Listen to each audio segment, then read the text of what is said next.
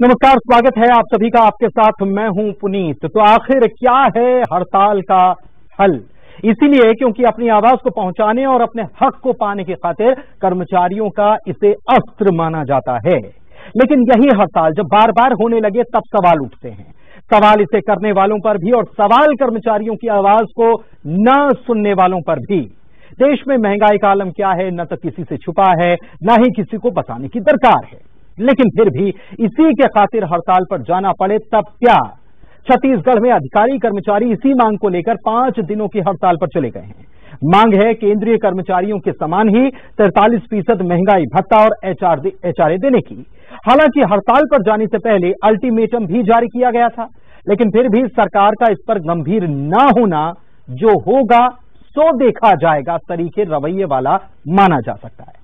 और इसके साथ ही सवाल यह भी कि राजधानी का बूढ़ा तालाब, कभी आंगनबाड़ी, कभी स्कूल सफाई कर्मी, कभी शिक्षक, कभी मितानिन, तो कभी अधिकारी कर्मचारियों की हमारी मांगे पूरी करो के नारों से कब तक गूंजता रहेगा?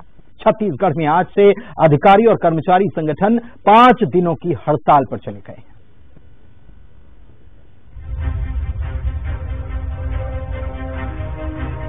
छत्तीसगढ़ के सरकारी कर्मचारी और अधिकारी 5 दिवसीय हड़ताल पर चले गए, जिससे सरकारी दफ्तरों में कामकाज बंद है।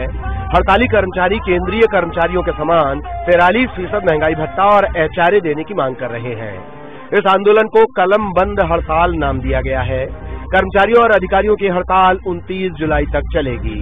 हड़ताल की वजह से सरकारी दफ्तरों और स्कूलों में सन्नाटा पसरा हुआ है। छत्तीसगढ़ के सरकारी स्कूलों, सरकारी दफ्तरों में और अलग अलग विभागों में अगले 5 दिनों तक के ताला लटका मिलेगा, क्योंकि आज से लेकर 28 तारीख तक छत्तीसगढ़ के जो सरकारी कर्मचारी हैं वो हड़ताल पर हैं। डीए की मांग को लेकर डीए जो है वो केंद्रीय जो कर्मचारी हैं उनका डीए 34% तक है, और यहाँ पर जो छत्तीसगढ़ के जो कर्मचारी हैं उनका डीए 22% तक है। और यही वजह है कि केंद्रीय कर्मचारियों के बराबर डीए करने की मांग को लेकर कर्मचारी आज से 5 दिनों तक के अगले 5 दिनों तक कलमबद्ध हड़ताल पर। ये स्कूल की तस्वीरें हम आपको दिखा दें कि यहाँ पर शिक्षक स्कूल में नहीं पहुंचे, क्योंकि शिक्षक संगठन भी अधिकारी कर्मचारियों के साथ में ही सामूहिक अवकाश पर चले गए हैं। बच्चे यहाँ स्कूल में बैठे हुए हैं, लेकिन शिक्षक मौजूद नहीं है। खुद ही बच्चे पढ़ा रहे हैं और खुद ही बैठे हुए हैं। वहीं कर्मचारियों और अधिकारियों की हड़ताल पर सियासत भी तेज हो गई है। जहां बीजेपी ने इसके लिए सरकार को जिम्मेदार ठहराया, वहीं कांग्रेस ने पलटवार किया है। कर्मचारी पूरे कार्यालय में देखेंगे आप, ताला लगा हुआ है, पूरे प्रशासन ठप है। अपने मांगों को लेकर के उन्होंने एक दिन का नहीं बल्कि 5 दिन 6 दिन का उन्होंने बंद करने का वाहन किया है। चुनाव के पहले कांग्रेस के द्वारा लगातार उनके कैंपों में गए, टेंटों में गए, घोषणा किए, और घोषणा करने के बाद में आज 3.5 साल का समय निकल गया। धैर्य की सीमा उनकी टूटती जा रही है। ये सरकार का विश्वास खत्म हो गया, और इसके बाद में अपने मांगों को लेकर के उनके द्वारा ये जो कलम बंद और जिस प्रकार से हड़ताल किए हैं, हम उन मांग का समर्थन करते हैं। अब उनकी डीए की मांग है, सरकार इसमें विचार कर रही है, लेकिन एकदम से 3 दिन 4 दिन का स्ट्राइक का उन्होंने नोटिस दिया हुआ है। मैं ऐसा समझता हूं कि ये सरकार के और आदरणीय मुख्यमंत्री जी के संज्ञान में है। कर्मचारियों की हड़ताल से पहले ही दिन सरकारी कामकाज प्रभावित हुआ। इस हड़ताल में छत्तीसगढ़ के 80 से ज्यादा कर्मचारी और अधिकारी संगठन शामिल हैं। केंद्र के समान भत्ते की मांग को लेकर 29 जुलाई तक कर्मचारियों की हड़ताल जारी रहेगी, जिससे करीब 1 हफ्ते तक सरकारी दफ्तर में कामकाज ठप रहेगा और लोगों को सरकारी काम कराने में काफी मुश्किलों का सामना करना पड़ेगा।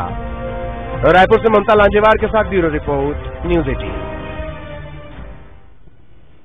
तो रिपोर्ट देख ली और स्थिति क्या हो गई है ये भी आपने समझ लिया कि 5 दिनों तक सरकारी दफ्तर खुलेंगे ही नहीं, क्योंकि यहां पर काम ही नहीं होने वाला है। स्कूलों का भी यही हाल है। मुकेश शर्मा बीजेपी नेता इस वक्त हमारे साथ जुड़े हुए हैं, और साथ ही में नितिन भंसाली कांग्रेस प्रवक्ता के तौर पर हमारे साथ जुड़े हुए हैं। आप दोनों का बहुत बहुत स्वागत है। नितिन जी, सबसे पहले मैं आप ही के पास आता हूं। आखिर जब सरकार को पहले ही नोटिस दिया जा चुका था, सरकार के संज्ञान में था, और सरकार विचार कर रही है, ये भी हमने सुना मंत्री के बयान में, लेकिन उसके बावजूद भी ये हड़ताल पर जाने की नौबत क्यों आ गई?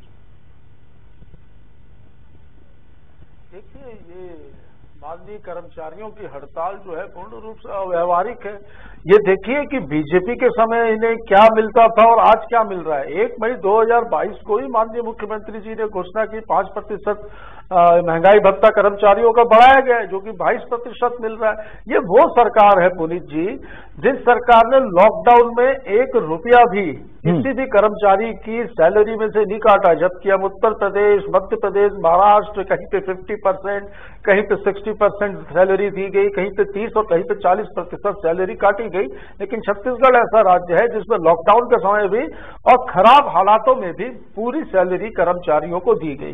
बिल्कुल सरकार जो है इस विषय में संज्ञान ले रही है और उचित समय पे उचित निर्णय ये होगा, ये निश्चित है, क्योंकि ये सरकार ने जो कहा है सो किया है। कर्मचारियों को बिल्कुल भरोसा रखना होगा और अपनी हठधर्मिता छोड़कर मैं उनसे आपके चैनल के माध्यम से हाथ जोड़कर निवेदन करूंगा कि वो अपनी हड़ताल को स्थगित करें। माननीय मुख्यमंत्री जी और सरकार जो है वो इस विषय पर गंभीरता से निर्णय ले रही है, क्योंकि इस हड़ताल की वजह से देखिए आप स्कूल है, आपके राजस्व प्रकरण है, खेती किसानी, चूंकि अब बरसात है तो शुरू हुई है, उसमें बीज और खाद के संबंध में जो सोसाइटियों में जो कर्मचारी हमारे हड़ताल पे बैठे हैं, कई एग्जाम निरस्त हुए हैं, स्कूलों में कई मध्याह्न भोजन की जो व्यवस्था है उसमें बच्चों को खाना नहीं मिल रहा है, तो थोड़ी सी सरकार के प्रति अपना भरोसा दिखाते हुए हड़ताल को स्थगित कर दें, मैं ऐसी मांग करता हूं। साथ ही भारतीय जनता पार्टी का तो इसमें कहीं कोई बोलने का हक ही नहीं है। यदि उन्होंने कुछ किया होता तो वो कहते। मैं तो ये चाहता हूं कि इनसे प्रश्न कीजिए कि ये क्या देते थे और हम क्या दे रहे हैं। नहीं, लेकिन कर्मचारी संगठन ये नहीं बात कर रहे हैं, वो ये बात नहीं कर रहे हैं कि किसके समय में क्या मिलता था और किसके समय में क्या नहीं मिलता था। वो ये कह रहे हैं कि सरकार, प्रदेश सरकार जब ये बात मान रही है कि महंगाई बढ़ी है तो उस अनुसार महंगाई भत्ता दिया जाना चाहिए, क्योंकि बयानों में तो महंगाई बढ़ जाती है, केंद्र पर निशाना साधने के लिए महंगाई बढ़ जाती है, लेकिन जब महंगाई भत्ता मिलने की बात आती है तब फिर कहा जाता है कि अव्यवहारिक है। आप ही के द्वारा कहा गया। देखिए महंगाई क्यों बढ़ी पुनीत जी, आप भी जान रहे हैं इन चीजों को कि इस देश में 2014 के बाद की स्थिति देखिए, अर्थव्यवस्था तेजी से गिर रही है, पेट्रोल डीजल के दाम कहां छू रहे हैं, गैस का जो सिलेंडर 450 में मिलता था वो 1000 में हो गया, जो पेट्रोल 70 रुपए में मिलता था वो शतक पार कर चुका है।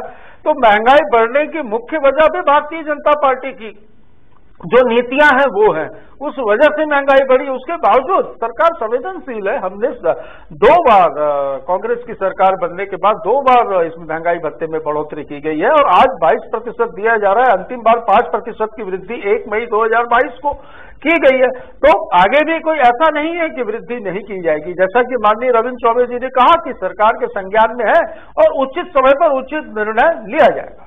उचित समय पर उचित निर्णय लिया जाएगा ये कहा जा रहा है, लेकिन अभी कर्मचारियों से आपने निवेदन किया, आवेदन किया कि हड़ताल समाप्त कर दें। मैं आपसे सवाल ये रहेगा कि इसके पहले कितनी बार जब अल्टीमेटम दिया गया था तो ये बताइएगा कि कितनी बार इन कर्मचारियों को मनाने की कोशिश हुई।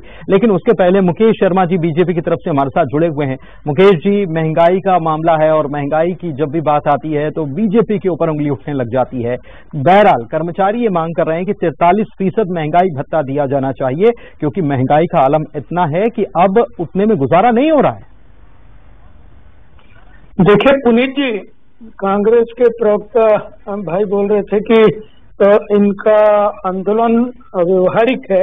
मुझे तो समझ में नहीं आता कि कांग्रेस अव्यवहारिक है, कांग्रेस की सरकार अव्यवहारिक है कि ये हड़ताल करने वाले कर्मचारी अव्यवहारिक है। 8 दिन 10 दिन पहले से ये बात कर रहे हैं कर्मचारी, अब बता रहे हैं कर्मचारी संगठन इस बात को कर रहे हैं कि हम 25 तारीख से आंदोलन में जाने वाले हैं। इसके बाद कितनी बार सरकार के प्रतिनिधि इनसे चर्चा किए, सरकार के लोग चर्चा किए, सरकार तो कहीं न कहीं सरकार ना तो कर्मचारियों के प्रति गंभीर है और न ही कर्मचारियों के हड़ताल से होने वाले प्रदेश में जो दिक्कत है, प्रदेश के लोगों को जो दिक्कत है उसके प्रति भी गंभीर नहीं है। कहीं ना कहीं सरकार बातें तो करती है, चुनाव के पहले इन्हीं कर्मचारियों के पंडालों में आके यदि हमारी सरकार आई तो हम ऐसा करेंगे वैसा करेंगे, और अब जब व्यवहारिक रूप से करने का समय आया तो कहीं ना कहीं कर्मचारी अपने आप को ठगे महसूस कर रहे हैं और उनकी बातों को ही अव्यवहारिक, उनकी हड़ताल को ही अव्यवहारिक कह दिया जा रहा है। ठीक है, नितिन जी से समझ लेते हैं ना, आपने सवाल किया, मेरा भी यही सवाल था। नितिन जी, कितनी बार मनाने की कोशिश हुई इन कर्मचारियों को? इन्होंने तो 10-15 दिन पहले से अल्टीमेटम दे दिया था कि हम 5 दिन की हड़ताल पर जाने वाले हैं। आपने चिंता भी जताई कि कितनी चीजें इससे प्रभावित हो रही हैं, ये मुझे गिनाने की जरूरत नहीं है, लेकिन ये चीजें प्रभावित ना हो इसके लिए क्या प्रयास?